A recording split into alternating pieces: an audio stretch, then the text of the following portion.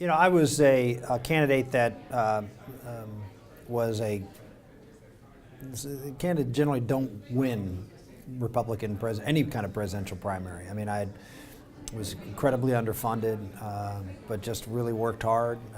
Thought I had a good message and good messenger, and had I had more resources, probably could have done a lot more with them. I ended up, I think the numbers are right, I think I spent $30,000 on television in Iowa compared to the millions that my opponents spent. But we were able to pull it off. So I don't, I'm not one that looks back and say, I wish I would have, because things didn't turn out all that bad from my standpoint. Now, have I learned lessons if we decide to do it again? You bet, as to how we would do it differently, and we're thinking through those things right now.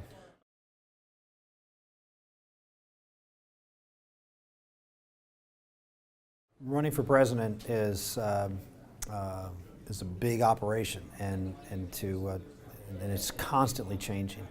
I mean, to go back and say, "Oh, I'm going to look at how this successful model and we're going to replicate that." I think the only real replicable two things is the one-to-one communication in Iowa is still important, and I think will be important for as long as Iowa is in place. But and also money is really important. Ultimately, you're not going to be successful if you can't gather and mobilize large segments of the funding community to get behind you and support your campaign. And that's something that, frankly, we just had a lot of trouble with. I mean, Romney had done a really good job of sort of sewing that up and really didn't create many opportunities for us. So we ended up, getting out here and running always. Once it became a two-man race, we were always in the race, and if he did beat me, it's because he just overwhelmed me, and that's wish I could have fought back, but only had the resources we had.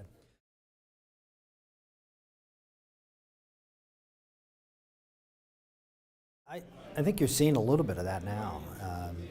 That in fact the other side is the ones that are, the Democratic Party is the one that's sort of putting all their eggs in one basket right now, and that could be a dangerous thing to do. And Mrs. Clinton has certainly had opportunities before to be the nominee of the party, and it didn't turn out so well for her, and to now put all their trust in her again to be the savior, if you will. I think it's a high-risk strategy for them. I don't think they see it that way, but I think it is a high-risk strategy, particularly if someone does come out of the blue and knock them off and doesn't have the structure in the campaign to be able to really take it from there. I think our challenge is there are a dozen or more Republican potential candidates, and I don't think any, with the exception of Jeb Bush as he gets in, who'll have the Bush network. There really isn't anybody with an established network that can do that. Rand Paul to some degree, but it would be much more of a free-for-all, which is, for me, and I see as an opportunity.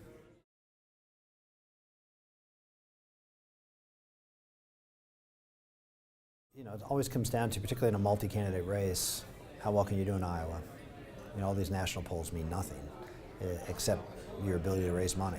If you do well in national polls, then you have funders who are more willing to, because in my opinion, they're very unsophisticated, most of the big funders, and most funders, period, are not sophisticated. I mean, if I was a funder, I wouldn't look at any poll except Iowa, because once you're through Iowa, the field's going to be narrowed down to probably 3 or 4 candidates, and how well they do in California, it's like the Rudy Giuliani syndrome, right? He was the leading candidate all the way, except he couldn't win a primary in the early states, and so he's not going to be the nominee.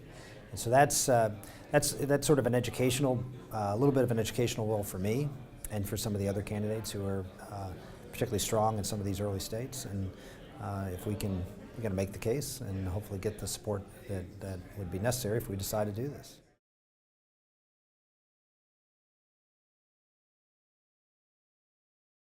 In the fact that the administration released rather, I would say, almost incriminating evidence about an effort by the White House to keep the truth from the American public, I think it's hard to just sort of play dumb as if that has no significance and that no one should dare question. there's an advantage of being a Republican. The advantage is that the press never cuts you a break, and so you never expect to be cut a break. And when things come at you, you know how to deal with it because you're always dealing with a media that is antagonistic. I think one of the problems that Hillary had and continues to have is that she thinks that she doesn't have to be accountable, that she can say what she can say things like, well, that should end it, and that the media will go away and end it, and a lot will. If a Republican would say, well, that's the end of it, well, that's just you're just throwing raw meat to dogs by saying to the liberal media, well, Republican thinks this should be over. Well, that just proves it's not going to be over.